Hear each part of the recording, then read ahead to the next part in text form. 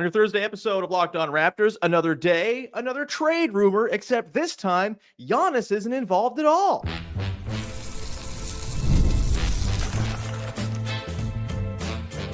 You are Locked On Raptors, your daily Toronto Raptors podcast, part of the Locked On Podcast Network, your team every day.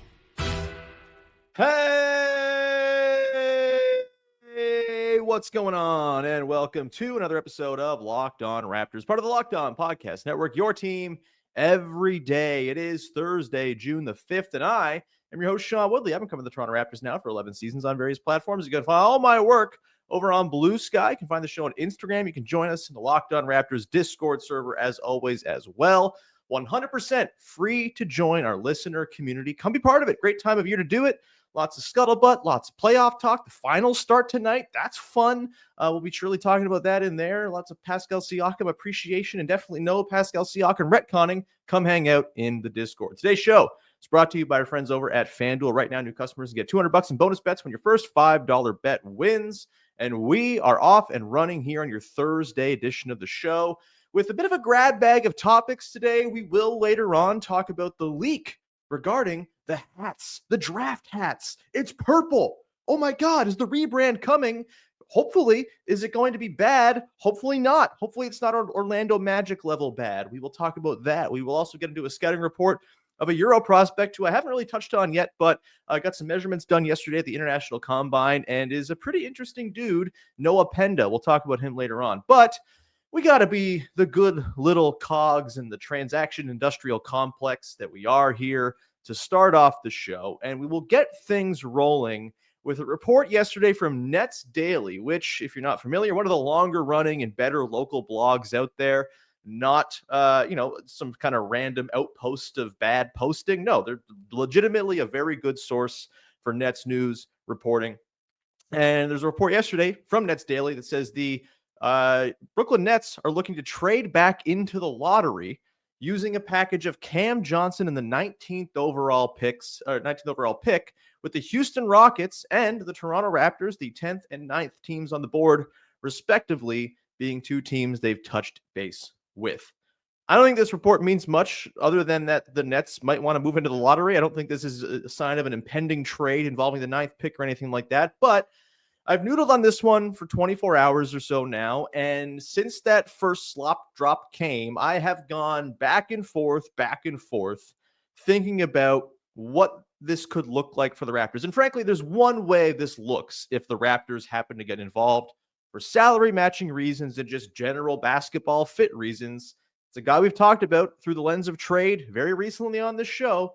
It's RJ Barrett clearly going back the other way if there were to be a deal there between the Nets and the Raptors swapping the 9th and 19th picks. Essentially, the construction, in theory, would be Cam Johnson, who makes about $8 million less than RJ Barrett, which is notable, I think, interesting. For RJ Barrett and the 9th pick, and then Cam Johnson and the 19th pick come back the Raptors' way. Raptors move down the board, and they bring in Cam Johnson, who, look, I think your mileage may vary on Cam Johnson. I think he's very obviously a better basketball fit on the Toronto Raptors than RJ Barrett. We'll get into that coming up here, but I think there's reason to not want to do that trade as well. We'll kind of go through the whole case. And look, you may be sitting there saying, why is RJ the only guy who ever gets thrown into these trade ideas? Why is he the only guy who can go back? He's not the only guy on a big contract. The Nets have all this cap space this summer. They could absorb a bigger contract of, say, Immanuel Quickley or something like that. I just don't think Immanuel Quickley is getting traded this summer unless it's in a trade for a guard with a similar skill set. You may have your problems with Immanuel Quickley, which, by the way, I think we're doing the thing still where you're equating injured with bad, where, after he got healthy, he was pretty damn good, pretty efficient, brought a lot to the table offensively. I thought was average-ish defensively and was totally fine and passable for his position. I think he's maybe getting a little bit of a raw deal when people look back at the full season because the team wasn't good and he played a lot of his games down the stretch when things didn't matter. But there were some really good stretches even before March basketball took hold of Immanuel Quickley looking the part, at the very least, of a solid starting lead guard.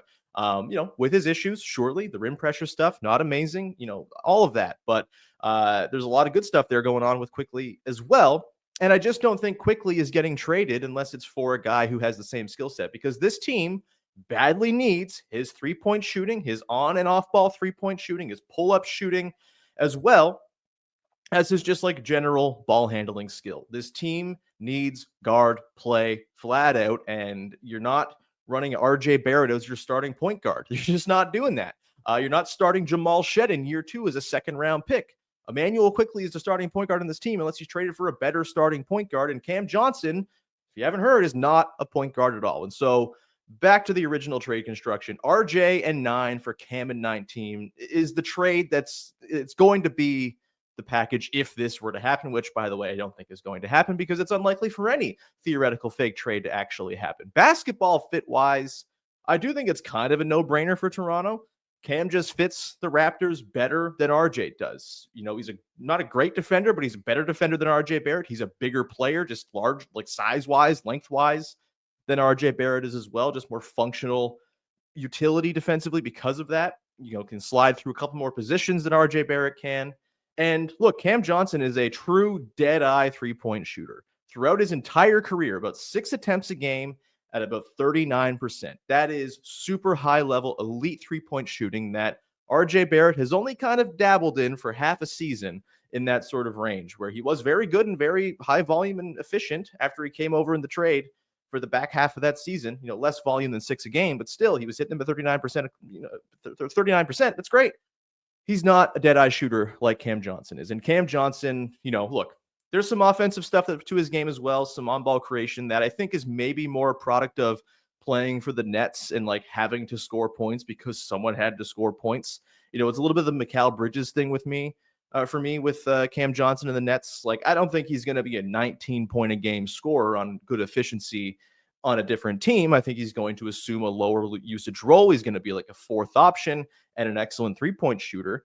But I do think having a fourth option who can do a little bit with the handle and keep the flow going, keep the sequence going when it comes to him, which Cam Johnson can definitely do, I think that would fit in really beautifully with what the Raptors are trying to do on offense. And again, the three-point shooting would just be fantastic. Your theoretical starting 5 of Immanuel Quickley, Brandon Ingram, Cam Johnson, Scottie Barnes, Jakob Poeltl. You still have your shooting issues between Barnes and Poeltl in the front court, but it's balanced by 2 elite shooters in Quickley and Cam Johnson and a very good shooter who also has some pull-up craft in Brandon Ingram. I think that lineup can work. And I also think there are iterations where maybe you go small, maybe you take out, an Ingram and throw in like a really great shooter, like a Jakob Walter, if he can kind of become that, or Grady Dick or something like that. And you really kind of up the offense of some, in-between lineup stuff like that. There's, I think, a lot you can do with Cam Johnson on the Toronto Raptors. So fit-wise, I totally get it. It's with the other elements of the trade where I kind of lose my enthusiasm just a little bit. Cam is, without a doubt, a guy you have to bake in the expectation that he's going to get hurt. He has been an injury-prone player through his career, never played more than 66 games in a season, and this was a thing when he got drafted. I think he was drafted like 9th overall by the Suns, and there was a surprise there because A, he was an older prospect, but B, he was a guy who had some knee injuries and stuff like that, sort of like longer-term health concerns.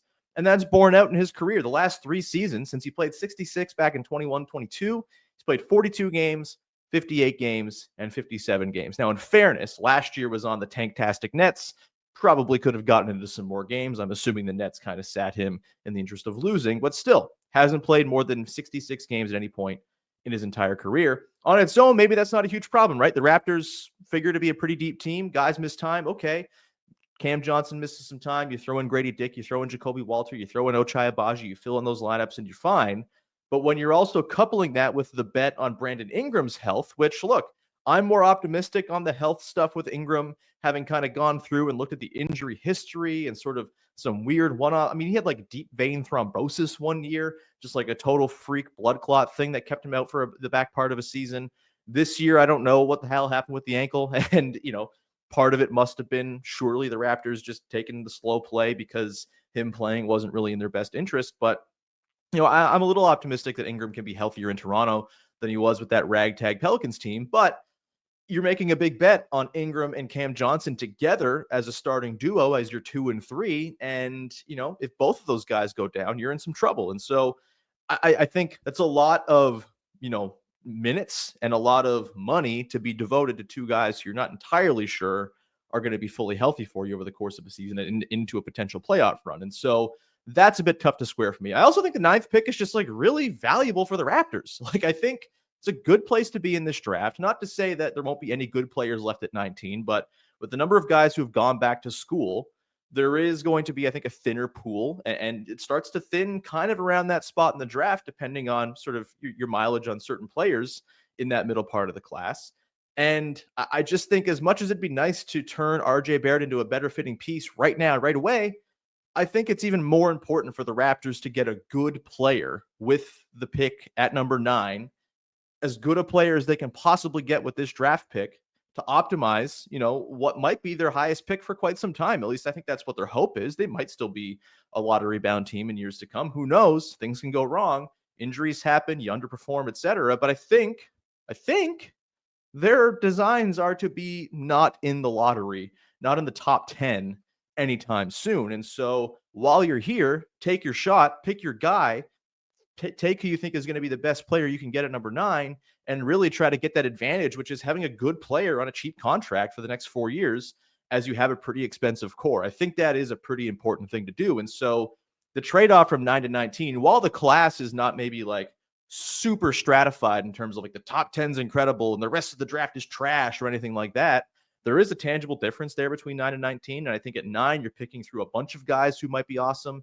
At 19, you're just kind of getting whoever falls, and maybe you're not getting your quote unquote guy. And so I do think I would much rather just kind of pick at 9 than 19. So look, I won't be upset if this were to happen. I think Cam Johnson's a great fit, but I think I'd prefer the Raptors maybe hold out for a better RJ Barrett trade, a better fitting RJ Barrett trade, just sort of one that checks a few more boxes, maybe turn him into a couple players as opposed to just one, that type of thing.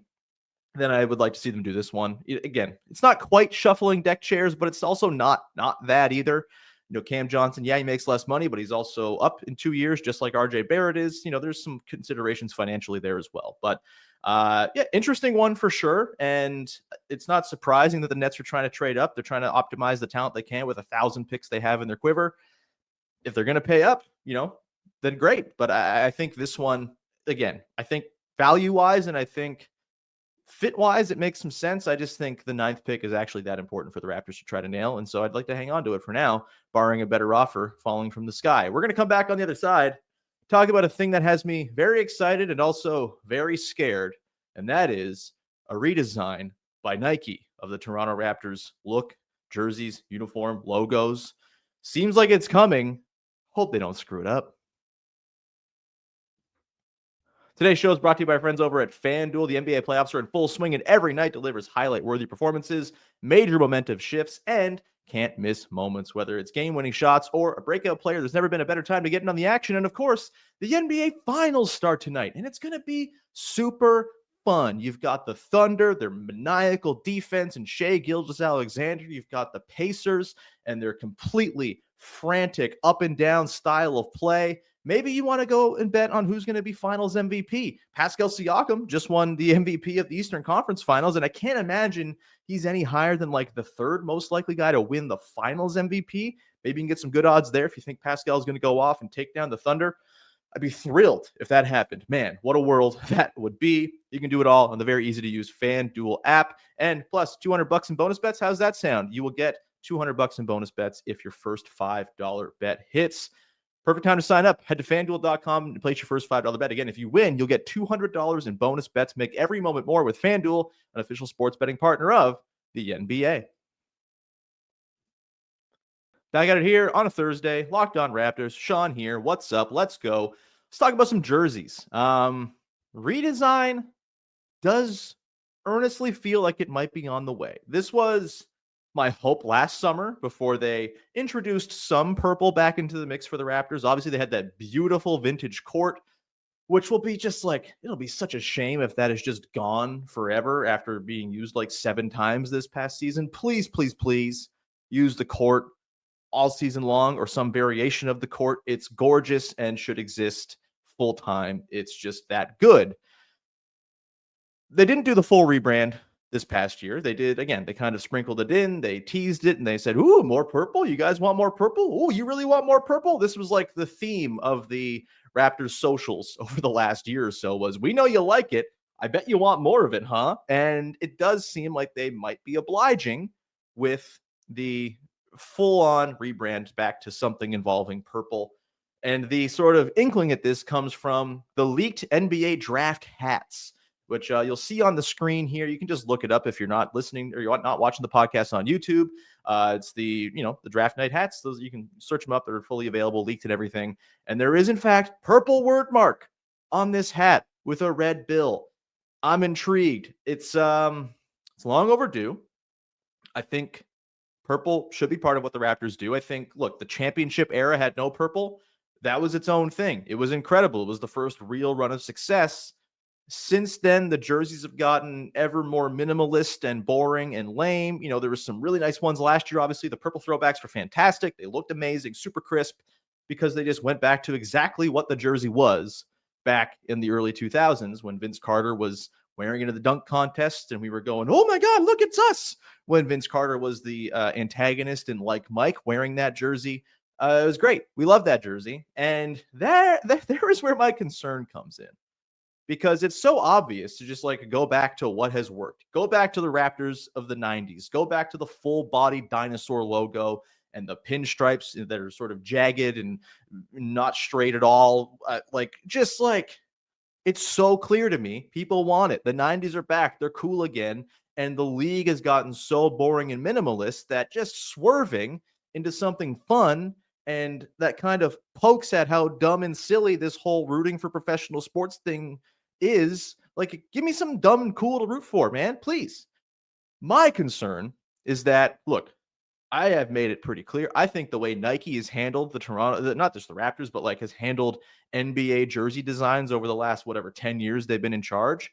It's been pretty rough stuff. They're out of ideas because they keep on turning out 1,000 ideas a year. There is no wait time. There are new, fresh city jerseys every single year. And eventually you're just going to run out of concepts because there's only so many ways to put a sports team on a jersey and make it look good. And so I'm skeptical that Nike's going to get this right. And I had some more skepticism layered in this week when the Orlando Magic revealed their quote unquote throwback to the past, their rebrand of, what should be just like a straight return to what they wore in the 90s. If you remember the 1990s Orlando Magic, it's beautiful. You got the pinstripes. You've got this fun, playful font, the big, thin numbers, the star replacing the letter A, and the I in Magic, like the dot of the I. Beautiful jerseys worn by Shaq and Penny and Horace Grant, as you see on the screen. If you're listening, if you're watching on YouTube, if you're listening, just look up 90s Magic jerseys and have yourself an afternoon. It's the best. Those jerseys are fantastic. The Orlando Magic announced a rebrand this week that, again, was sort of met with, ooh, they're going back to the past. But then we sit with it for like 2 seconds. It's depressing. If you're looking on the screen on YouTube, again, you can look this up. Just look up new Magic jerseys if you're listening on audio. They're just so soulless and lifeless with this like sad focused group font. The numbers are not as playful and fun. They just look like they've been slapped together by someone putting together a create-a team in NBA 2K. In particular, the alternate jersey with like the full solid blue top and then the Magic stripe on the middle and then the pinstripes below. Just like a real affront, man. Awful stuff. And this is the thing. Like, I want the Raptors to rebrand really badly. I'm terrified they're going to do it in the Magic way, where it's like this sort of trimmed down, smoothed, just sort of less playful and fun, more minimalist version of the thing everyone loves from the past. I hope I'm wrong. I'm encouraged at least by what we saw with the throwback last year and the Vince Carter dunk jersey, which like wasn't my favorite, but I came around on it by the end because it looked damn good on that court. And the logo was very cool. Like there's like some signs there that there's maybe some like inspiration going on here. And look, the Raptors have a rich design history to pull from. If you want to pull different elements and throw in different things and, kind of pull from different eras of the franchise, I'm fine with that. But just like, don't do it. Maybe I'm dumb. Maybe I'm insane because I feel like I have like an emotional response to fonts. Like I have like childhood core memories tied to certain fonts. And I feel like Magic fans, if they have the same thing, must be going through a similar sort of like, ew, like this isn't the font I remember. This isn't the childhood Magic look that I loved. This is like a bastardized version of it. This is a focused group, bland, not going to offend anyone version of this. And I understand there's like copyright and stuff, and they might not be able to go exactly to the look of the past. I get that. I understand. I feel like, reasonable people with good lawyers could probably figure this stuff out if they really tried and had some inspiration, but that's just me talking on a mic into a camera and sitting in my home office. Like, look, I understand all of the sort of legalese behind all of this, why they can't fully just like pull from the past. But like the Raptors stuff is so good. The history, the color scheming, the fonts, the little design flourishes and all of that are all so good. There's such a rich history there. I'll be really disappointed if there's this sort of like, again, modernized, minimalist, sort of, again, smoothed out version of the former Raptors look. That would be, to me, very disappointing, as much as I'd be thrilled to have purple back in my life. It's also high time for a non-basketball inside a circle logo. The Magic added that to their rebrand as well. Just, it looks like the Raptors logo. It's just a ball inside a circle with Orlando Magic written around it. Cool, creative, fun. We all love this, don't we? It's very, very good. The rebrand was depressing enough. Like, for me, now is the time to go big with a logo. Now is the time to zig while the entire league is zagging into monotony. Give me a full-bodied dinosaur with teeth and claws and blood and expressiveness. Give me jagged-ass fonts. Give me, like, a font, again, I have some connection to. The throwbacks last year were a great sign. I really, really hope they can tap back into that. If those are just the jerseys full-time, great. Thrilled. Awesome. I would like the full dinosaur. That'd be cool. Maybe they can do the logo of the full dinosaur with that, purple jersey and the whites and the reds or whatever you want as your alternates. Like, that's totally fine. But if it's going to be like just like slightly off, like AliExpress looking jersey, like ripoff of the past, I'm going to be pretty disappointed. Give me weird design flourishes. Give me a lot of purple. Give me more silver, by the way. Silver gets slept on as a really good trim color in the old Raptors look. Look, am I spending way too much time thinking about this? Almost certainly, but it's June and the time is coming where we might get this rebrand look at some point soon. And I just need to be out there in case like anyone is listening in any of these focus groups, any of these conference rooms where they're talking about the look and signing off on every single little design element. Please make it cool. Don't make it lame. That's all I ask. Please don't be the Orlando Magic. We'll come back on the other side. We're going to talk about a guy who is someone the Magic might like in that he's long and plays defense and doesn't shoot. Someone the Raptors might also like. We're going to talk about Noah Penda to close things out. Little scouting report on a draft prospect who is a damn interesting defensive player who I just don't know if he has the juice on offense to pick him high, but maybe in the second round. We'll get to that coming up in just one sec.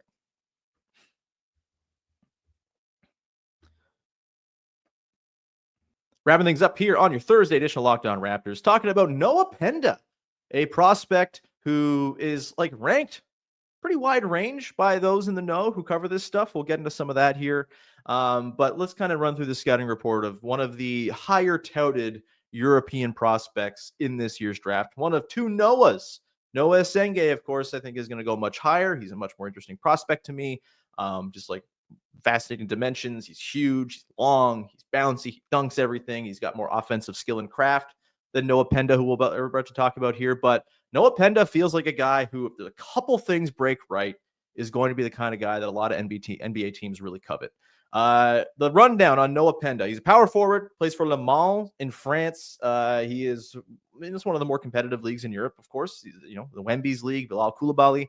It's a league full of, as I think it was, I'm trying to remember, I think it was Danny Chow in the Ringer Draft Guide who said this. It's all high-end prospects and like former NBA grizzled vets, and it's a pretty good league. As a result, Noah Penda, 37 games across all competitions this year, 10.2 points, 5.5 boards, 2.7 assists, interesting, 1.2 steals, 0.9 blocks, and shot 32.2% on 3.1 threes a game, 67% at the line, 45% from the field overall. And he measured yesterday at the International Combine, which is why he's top of mind today. 6'7.25" out of shoes, height-wise, 6'11 plus wingspan, and he's 240 pounds. He's a thick dude who would be at home, I think, on an NBA floor against NBA-sized guys pretty quickly, more quickly than most rookies, I think. He's 20 years old. He's 21 in the middle of next season, so he's a bit older than your typical highly touted Euro prospect. For example, he's 2 years older than Noah Penda is, for example. Like, Penda is one of the younger players in the draft overall, to be fair, but 2 years his senior is Noah Penda. Rafael Barlow, our pal from Locked On NBA Big Board, has him at 41 on his latest board. The Ringer has him at 17th. So again, that kind of wide range. And man, if Noah Penda is there at 39, which I don't think he will be, because again, we've talked about the thinning of the draft pool with guys going back to school, maybe Euro guys getting an earlier look. I don't think he's going to be on the board at 39, but if he is, like, scoop him up. That would be a fantastic way to use that 39th pick, I think. And we'll get into why that is. The defense is the selling point with Noah Penda. When you watch him, and shout out, like, I can't give enough credit to whoever puts together the Hardwood Hoops Central NBA Draft Green Room YouTube channel. Doesn't roll off the tongue by any means, but you can go there and find like 2.5, 3 hour long clips of just everything a prospect has done on the floor over the course of their last season. Really great resource. You just plop that thing on and watch Noah Penda highlights for 2 hours. It's great. When you watch it, the defense really stands out. He's like a Swiss Army knife defender who I think has the connective goods on offense as well, but how viable he'll end up being will really be tied to the offense. We'll talk about that. But the defense, really fun stuff. Danny Chow, in his write-up in the Ringer draft guide, noted that Penda leads the French league in combined steals and blocks, has more than even Andre Roberson. Remember him, the guy whose whole thing was he was awesome at defense in the NBA? He is getting outstripped by Noah Penda in terms of defensive counting stats this past season. That's pretty cool. He's switchy as they come. And at 240 pounds, he's like a brick wall. Absolutely some small ball 5 potential here, I think, with Noah Penda, the way he plays. Really sharp in rotation. You can kind of see it. And I think Danny wrote about this in the Ringer draft guide as well. Just like really kind of on the string defensively, talking a lot, kind of like a captain of a defense type guy, really just kind of knows exactly where to be at all times.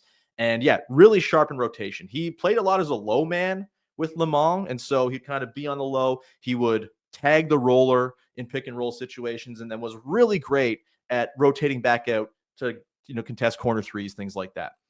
Really like on a string defender, would totally fit into a team concept super well.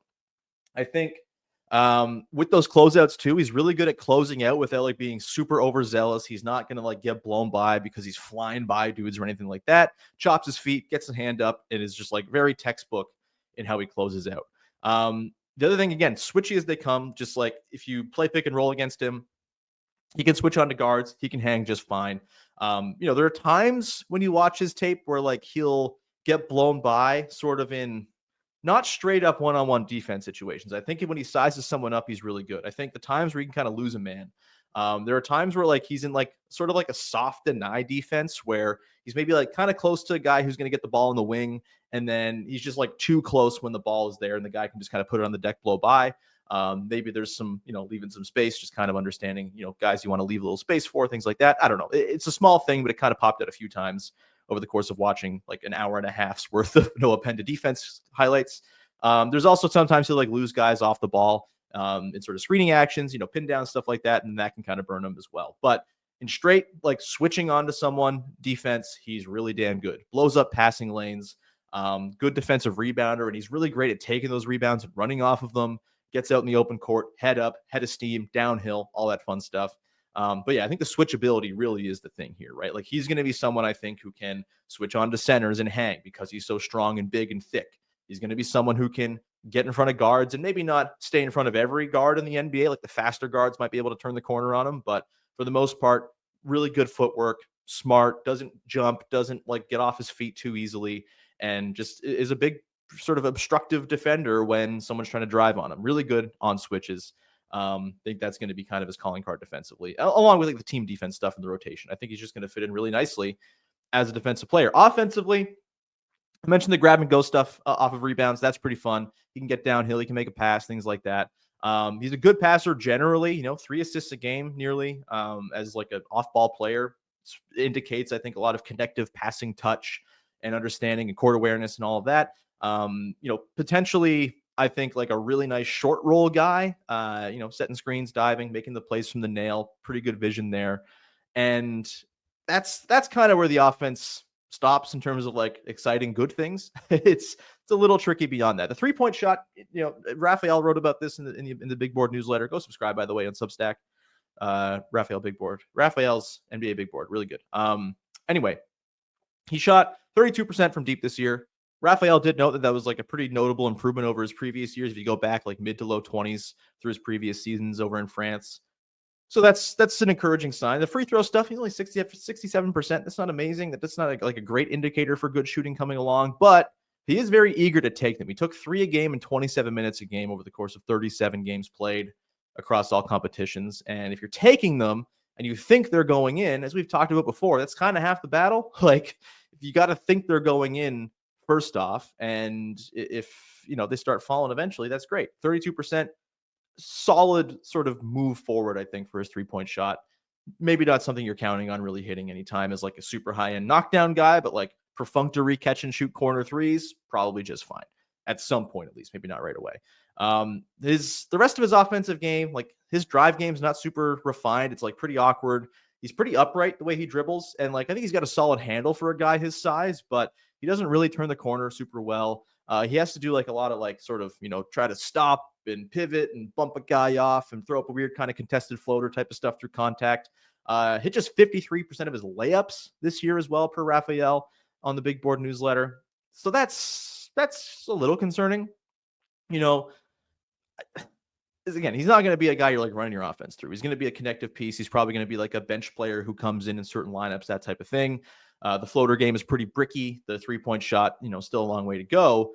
But like, he just seems like a guy who knows how to play basketball, passes the knows where to stand test pretty comfortably, which is always very good. Like, there's not a chance in hell I'm looking at Noah Penda at the 9th pick. I think there are way better prospects there for the Raptors to look at, more refined offensive prospects, guys with higher offensive upside, with similar defensive tools. But in the event of a trade back where they get multiple first-round picks, or in the event that he's there at 39, like I said, like, hell yeah, give me Noah Penda there. He's not like a prospect who's blowing my socks off or anything like that. Every possibility of the offense just doesn't quite work, and he's kind of like a Jonathan Mobo type, where defense very exciting. Some of the passing stuff is very good, but the rest of the offensive game is just tough to fill in and round out. Maybe the Raptors don't want another guy like that. They already have Jonathan Mobo, but I'm not drafting with Jonathan Mobo necessarily in mind, as much as I'm high on his, what he can become with some offensive refinement. If you can get multiple guys like that and have multiple shots and one of them hits, great. Noah Penda would be certainly a shot in that sort of range of guy. But yeah, at number 9, not doing it. 39, though, if he's on the board, he might be the top guy to just take. I think he's probably going to go in the first round. Feels like a guy that a team with a lot of shooting and sort of an infrastructure in place is going to gladly take. I think the Thunder picked 24th. Like, a lot of these guys just feel like Thunder-ass guys, and it's very annoying. But yeah, at 39, if he's there, might be the single best guy he could grab, depending on how the board breaks, of course, because we have no idea, because the draft is a crapshoot. Either way, we're going to leave it there. Thank you so much for rocking with the show. We'll be back again tomorrow to talk about TBD. We'll see. Maybe there'll be some more fun rumors and scuttlebutt flying around we can get into. If not, we can always fall back on doing some draft stuff. If you haven't checked it out earlier this week, I did the Big Board on Tuesday. My top 10 guys for the Raptors at number 9. Talked about Giannis on Monday. Talked about depth and sort of building out a full roster yesterday with Big V, who did a great job standing in as the host of the show for the day. And just so you know, whenever my child does come, which who knows when that will be, sometime in the next few weeks, Big V will take over for a handful of weeks and shepherd you through the rest of the off season. But I'll be back at some point. Don't you worry, or worry if you're happy to receive Big V than me. Either way, thank you so much. We'll talk to you again on Friday with another episode of Locked On Raptors. Thanks for hanging. Bye-bye. I'm so cold.